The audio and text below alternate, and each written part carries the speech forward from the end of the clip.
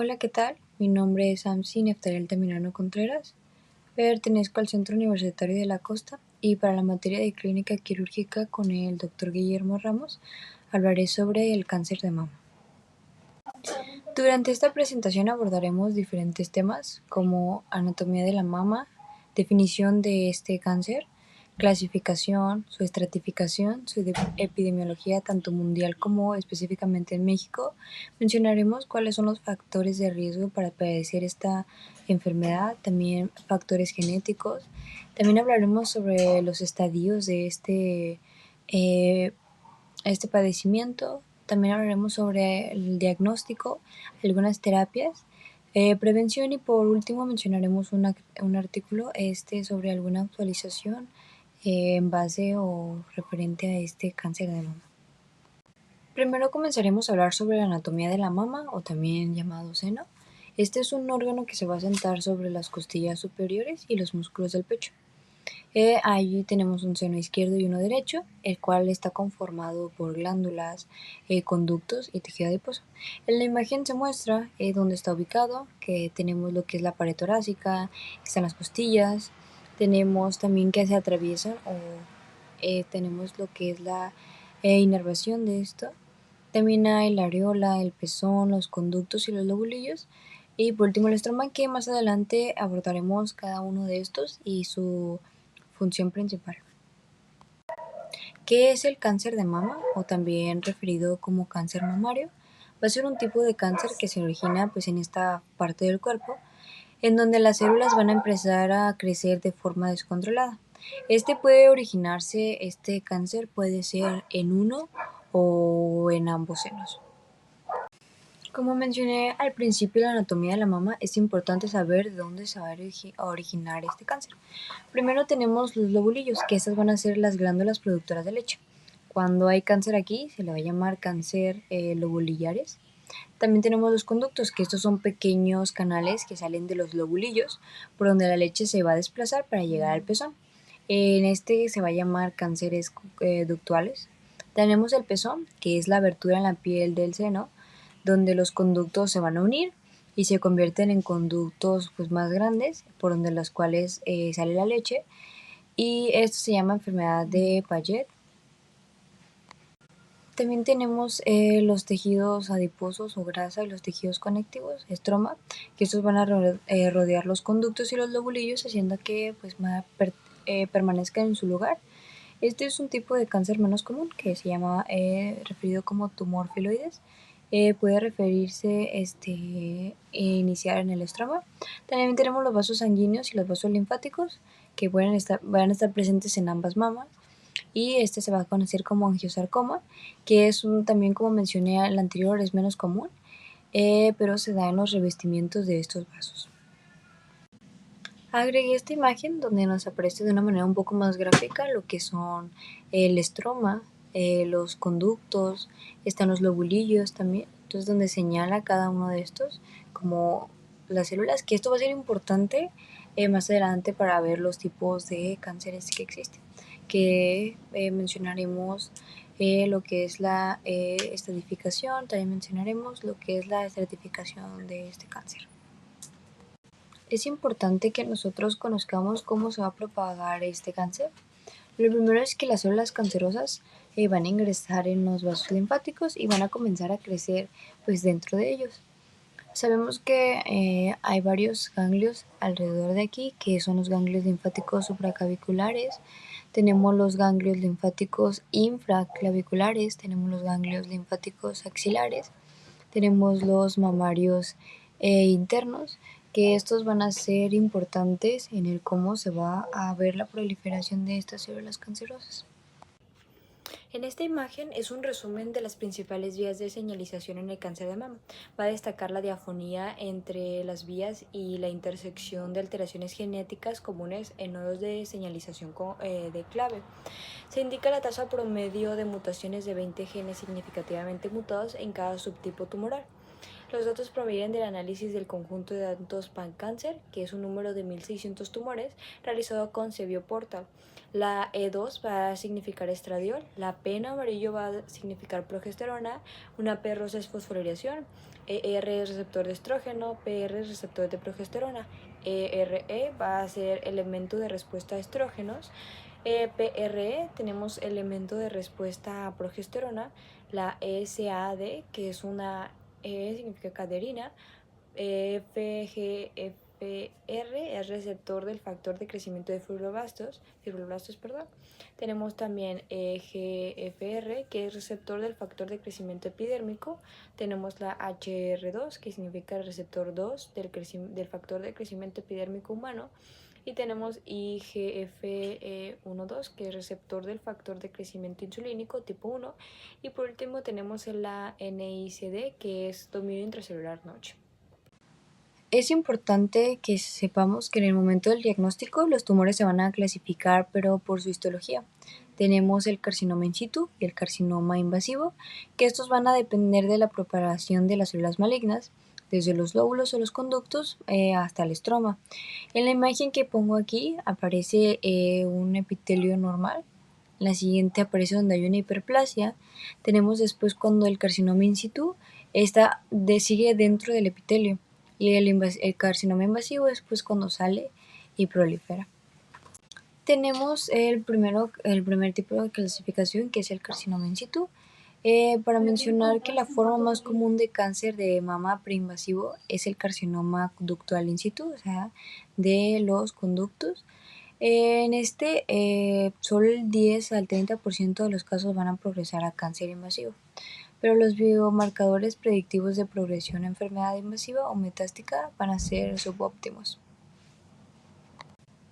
Los siguientes son los carcinomas invasivos, que van a ser un grupo heterogéneo de enfermedades que se van a subdividir pues según la morfología celular. Estos van a ser los más comunes: el carcinoma ductal invasivo, que va a representar el 60 al 75% de los casos. Y después tenemos el carcinoma lobulillar invasivo, que va a comprender de un 10 a 15% de estos tumores. Comenzaremos hablando sobre la estratificación, que esto va a depender de la expresión de los receptores de estrógeno, también el receptor de progesterona y el receptor 2 del factor de crecimiento epitelial humano.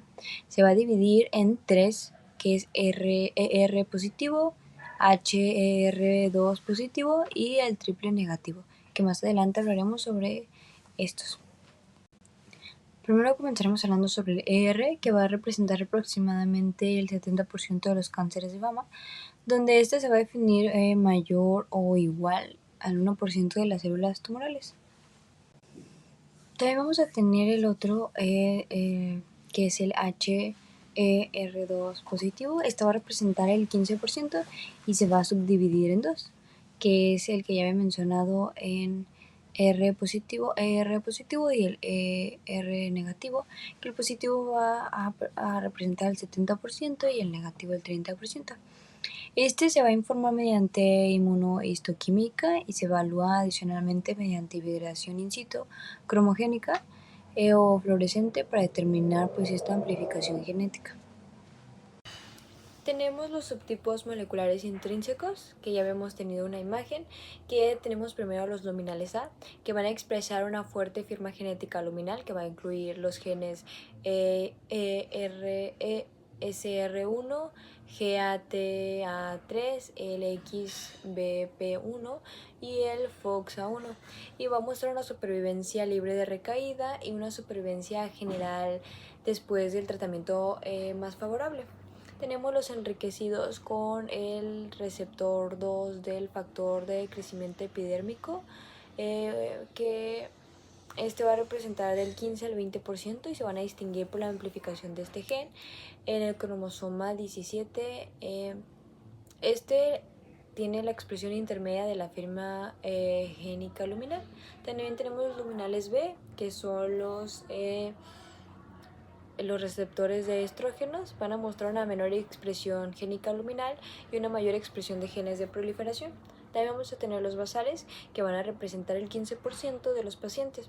Van a ser altamente proliferativos y van a mostrar una expresión aumentada de citoqueratinas basales y el EGFR y una baja expresión de la firma luminal A. También tenemos los bajos de contenido de claudina, que van a ser típicamente tumorales, triple negativos, que van a mostrar una baja expresión de marcadores de proliferación, proteínas de adhesión y genes, también una baja expresión de proteínas de adhesión y baja expresión de genes de diferenciación luminal. Esta imagen es un modelo esquemático que va a representar las relaciones entre la jerarquía de diferenciación mamaria normal y los subtipos intrínsecos que hay. Las flechas van a indicar el tipo de célula epitelial normal más cercano para cada subtipo tumoral, basándose esto en la comparación de las firmas de expresión génica y esto con estudios de células madre de ratón. Hablaremos un poco sobre la epidemiología mundial. En el 2022 fallecieron 670,000 personas por cáncer de mama. Aproximadamente la mitad de todos los cánceres que hay, la mitad es de mama y van a afectar a mujeres que no tienen factores de riesgo específicos, aparte de que es los factores como el sexo y la edad. Es importante mencionar que este cáncer es más común en las mujeres. De estos 185 países, 157 de estas mujeres padecen de este cáncer, que esto se consideró en el 2022. El cáncer de mama va a ser prevalente en todos los países del mundo y va a afectar a mujeres de cualquier edad a partir de la pubertad. En todos los países del mundo, pero es importante mencionar que las tasas van a ser mayores, pues en personas, mejor dicho, en mujeres adultas. Ahora hablaremos sobre la epidemiología para México. Durante el 2022, la incidencia fue de 23,790 entre la población de 20 años y más. Tenemos una incidencia nacional que fue de 27,64 por cada 100,000 habitantes, pues de arriba de 20 años. En las mujeres va a ser mayor, con 51,92 contra 1,25 en los hombres. En 2022, el total de muertes por tumores malignos en personas de 20 años y más fue de 87,880. El 9% fue por cáncer de mama, que esto corresponde a 7,888. En estos casos, el 99% de las mujeres va a presentar este padecimiento, que equivale a un 7,838, y un 0,6% en hombres, que son 50%, o sea, 50 hombres.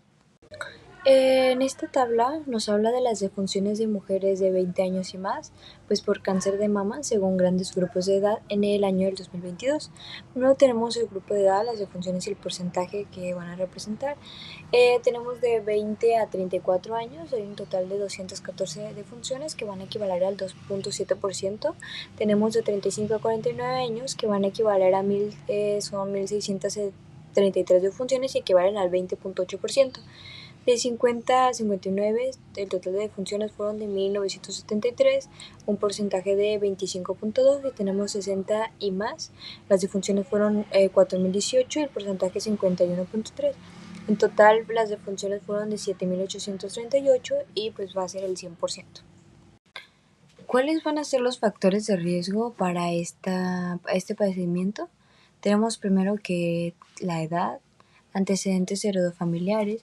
Con la edad, como hemos mencionado, personas adultas tienen más probabilidad de padecer esta enfermedad. Antecedentes heredofamiliares, tenemos un MSQ alto, nos va a dar un mayor riesgo de padecer esto. Un peso elevado, el uso de terapia hormonal menopáusica también incrementa este riesgo. Consumo de alcohol, los estilos de vida, que esto es muy importante y es un factor de riesgo que es demasiado importante y demasiado específico. También lo que es la densidad mamaria. También mencionamos que es importante, un factor de riesgo importante es la historia reproductiva y también si hubo exposición a radiación torácica. ¿Cuáles van a ser los factores genéticos que van a ayudar a que se predisponga a esta enfermedad? Primero tenemos que es el gen BRCA1, va a estar localizado en el cromosoma 17 y este gen es encargado de codificar una proteína nuclear que va a ayudar a mantener la estabilidad del genoma. Junto con los productos de otros genes supresores, genes de transducción de señales y de detección de daños en el ADN, esta proteína va a co-crear un complejo proteico que se va a unir a la ARN polimerasa 2, va a interactuar con la histona, va afectando así a los procesos de transcripción, reparación del ADN o recombinación. La proteína BRCA1 junto con el producto del gen BRCA2 van a ser, que también es un gen supresor localizado en el cromosoma 13, van a estar particularmente implicadas en la reparación de roturas de doble cadena de ADN por recombinación homóloga. La presencia de mutaciones en estos dos genes se va a presentar solo en el del 3 al 5% de los pacientes que padecen cáncer de mama. Se debe conocer que debido a la alta penetración de los genes BRCA1 y 2, las pacientes deben de ser incluidas en el programa profiláctico. Se estima que las portadoras de la mutación de estos dos genes tienen un riesgo de 10 veces mayor de desarrollar este cáncer de mama. La presencia de mutaciones en los genes BRCA1 y 2 se va a asociar con un riesgo acumulado de cáncer de mama a los 70 años de más del 60%. Y la probabilidad de desarrollar este tumor maligno a lo largo de la vida va a variar en el largo de un 41 a un 90%. Las mutaciones en este gen, en el BRCA1, se van a asociar con el cáncer triple negativo y en el gen BRCA2 con el cáncer de mama expresado por el receptor de estrógeno, que ya los habíamos mencionado en lo que era la estratificación de este cáncer. Hay otros genes supresores cuyas mutaciones de alta penetración van a predisponer al cáncer de mama, que son el gen TP53, conocido que sea el síndrome de Li-Fraumeni, y el gen PTEN, que es el síndrome de Cowden, que el riesgo acumulado de desarrollar cáncer de mama a los 70 años para las mujeres con síndrome de Li-Fraumeni va a ser de un 54%. En pacientes con síndrome de Cowden, el riesgo de desarrollar este cáncer a lo largo de la vida está en el rango de un 25 a un 50%. Es necesario recalcar que estos síndromes van a ser muy raros. Ahora pasaremos a hablar sobre la estadificación de este cáncer de mama. Tenemos primero el estadio 1, que van a ser tumores pequeños localizados en la mama, pero sin que haya infiltración a los ganglios linfáticos. Tenemos el estadio 2, que el tamaño del tumor va a ser de entre 2 a 5 centímetros y puede o no haber afectación de los ganglios linfáticos. Y el estadio 3, el tamaño del tumor puede ser mayor a 5 centímetros y sí va a haber afectación en los ganglios linfáticos. Por último, el estadio 4 es cuando aparece la metástasis, no va a importar el tamaño del tumor y si hay o no afectación de los ganglios linfáticos. Para nosotros poder diagnosticar este cáncer de mama hay diferentes métodos. Como primero tenemos esta mamografía, que es la que está justo abajo, donde se tiene que poner la mama en un aparato en donde va a hacer que se ejerza presión.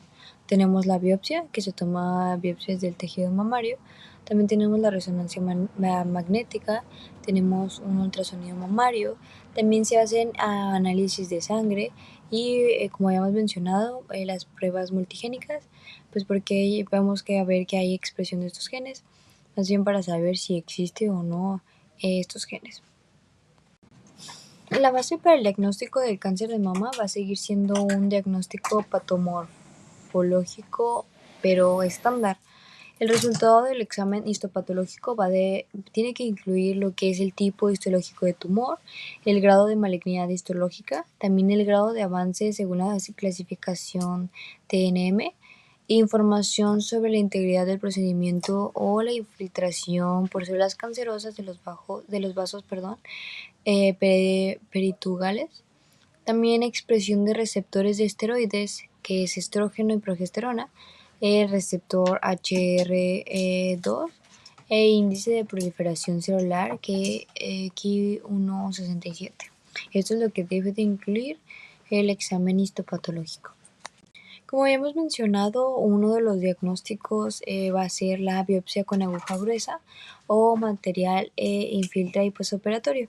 Este examen del material obtenido, como hemos visto mediante esta biopsia, no va a permitir distinguir entre el cáncer infiltrante y el preinvasivo, pero va a ayudar a evaluar el estado de HR2. Tenemos los BIRATS, que este va a ser un sistema de informe que se va a usar para describir de manera estandarizada los resultados de las mamografías, ecografías o imágenes por resonancia magnética de las mamas. Primero tenemos diferentes clasificaciones, que es el BIRATS 0, que va a ser un no concluyente. El 1 va a ser donde hay una mama normal. El BIRATS 2 va a haber hallazgos benignos, no cancerosos. Y el BIRATS 3 nos va a dar hallazgos probablemente benignos. Seguimos con los BIRATS, que es el 4. Encontramos una normalidad sospechosa de considerar una biopsia. Aquí se va a dividir en 3, que es el A4, que va a ser una baja sospecha de cáncer. Tenemos el A4, el 4B, que es cuando una sospecha intermedia. Y tenemos el 4C, donde hay una sospecha moderada, pero no tan alta como va a ser en la categoría 5, que en la categoría de BIRATS 5 va a haber anormalidad que va a sugerir un hallazgo maligno. Y tenemos la 6, que es una lesión maligna que ya va a estar demostrada. Comenzaremos a hablar sobre la terapia endocrina con el modulador selectivo de tamoxífeno o un inhibidor de la aromatasa, que va a ser bloquea la síntesis de estradiol. Ha sido durante mucho tiempo el pilar para la enfermedad de R2 positivo temprana y avanzada. También se puede utilizar para la prevención de tumores R positivo. En esta imagen es un diagrama esquemático que va a representar las vías de tratamiento en la clínica o implementadas en ensayos clínicos. Primero tenemos la biopsia y la estadificación, que van a ser esenciales para la selección del tratamiento y la evaluación clínico-patológica completa.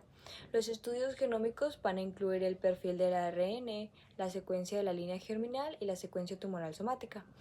La cirugía inicial se va a realizar para la enfermedad de menor riesgo, mientras que la quimioterapia neoadyuvante se aplica a menudo para los tumores de CMTN y HER2 positivo, con el objetivo de lograr una respuesta patológica completa o una carga cancerosa residual reducida, que es RCB, así como para la reducción de la estadificación de los tumores luminales B. En un entorno de investigación se puede realizar la evaluación del ADN CT y el modelado preclínico mediante xenoinjertos derivados del paciente u órganos tumorales. Tenemos que la terapia adyuvante se selecciona en función del genotipo y el fenotipo y el genotipo y la cirugía del tumor. El seguimiento de la recaída suele limitarse al examen clínico y las imágenes mamarias, pero en un entorno de investigación pueden incluir imágenes seriadas y ensayos de que habíamos mencionado del ADN-CT. Y en caso de que se produciera una recurrencia, es importante la reestadificación y la evaluación de las características histopatológicas y mutacionales del tumor. También tenemos que los ensayos funcionales, como el caso de PDX y organoides, pueden orientar las opciones terapéuticas. PT, o sea, tomografía por emisión de positrones, una TC, una tomografía computarizada, una GES, que es una firma de expresión génica, y tenemos NGS, que significa secuencia de nueva generación. También tenemos la deficiencia de recombinación homóloga, que es HRD, y tenemos ADN tumoral circulante, y el TIL, que significa linfoma. Para nosotros poder disminuir el riesgo de mama, hay cambios en el estilo de vida que se pueden hacer. Esto nos va a ayudar a prevenir este cáncer, que va a ser limitar el consumo de alcohol, Pues lo ideal no es beber, va a ser no beber alcohol, pero si se va a hacer, se tiene que hacer con una moderación. También está el mantener un peso saludable. Se tiene que consultar al médico para saber cuál es el peso ideal y cómo alcanzarlo. También se recomienda mantenerse activo, realizar ejercicio aeróbico regularmente y fortalecer los músculos. Amamantar al bebé nos va a ayudar a tener un efecto protector. Entonces es importante promover la lactancia materna. También tenemos que limitar la terapia hormonal después de la menopausia. Nos va a ayudar a prevenir. Se tiene que hablar con el médico sobre los riesgos y beneficios que tiene pues esta terapia hormonal. Es importante el no fumar, ya que el tabaco va a aumentar el riesgo de cáncer de mama. Estos cambios van a disminuir el riesgo, pero obviamente no van a garantizar una prevención total de este cáncer. Es importante realizar revisiones médicas regulares y mamografías pues según las recomendaciones de tu médico. En este apartado he incluido un artículo que es Cuartil 1, que fue publicado por la revista MPDI en el 2023. El artículo se llama Mejorar la terapia con tamoxifeno con alfa-mangostina, efectos antiproliferativos sinérgicos sobre las células de cáncer de mama y una posible reducción del impacto en el endometrio. El artículo para iniciar nos va a hablar de que el cáncer de mama es la neoplasia diagnosticada con mayor frecuencia y la principal causa de muerte por cáncer en mujeres en todo el mundo. Para los tumores de mama ER, que es el receptor estrógenos, el tamoxifeno, un modulador selectivo de este, es el fármaco anticanceroso recetado con mayor frecuencia a mujeres premenopáusicas y posmenopáusicas, y además se va a utilizar para prevenir el cáncer de mama dependiente de hormonas en individuos de alto riesgo. En el desarrollo de este artículo se van a ver gráficas comparando estos dos tratamientos. En esta gráfica tenemos el efecto de la 4-OH tamoxifeno y el alfa-mangostina sobre este gen llamado BIR5C5, expresión genética en células de cáncer de mama. En estas dos, las líneas celulares fueron tratadas con este tamoxifeno y con alfa-mangostina. En este caso aparece la comparación tanto solos y en combinación, y con sus respectivas concentraciones inhibitorias que fueron al 50%. Tenemos esta gráfica que es el efecto antiproliferativo de alfa-mangostina y del tamoxifeno en las líneas celulares de cáncer de mama MCF7 y la T47D, que las líneas fueron tratadas con concentraciones aumentadas de alfa-mangostina y de 4-dihidrotamoxifeno durante 6 días, seguido de análisis de proliferación mediante el ensayo de sulforamina B. Como se muestra, este tamoxifeno y esta alfa-mangostina van a inhibir la proliferación de las células, que ya he mencionado, la MCF7 y la T47D, de manera dependiente pues, de la concentración. Este estudio nos va a proporcionar información sobre la interacción farmacológica entre la alfa-mangostina y la terapia hormonal comúnmente utilizada para el tratamiento de cáncer de mama, que es este tamoxifeno. El artículo menciona que el efecto sinérgico de la combinación de este metabolito activo del tamoxifeno con la alfa-mangostina en las células de cáncer de mama va a ser muy beneficioso, y como menciona el artículo va a ser digno de mención pues que estos dos análisis, estos dos tratamientos han sido de una manera pues buena, y por eso menciona que es necesario que se implemente este tratamiento que es combinado. Esto ha sido todo por este video, espero les haya gustado. Muchas gracias.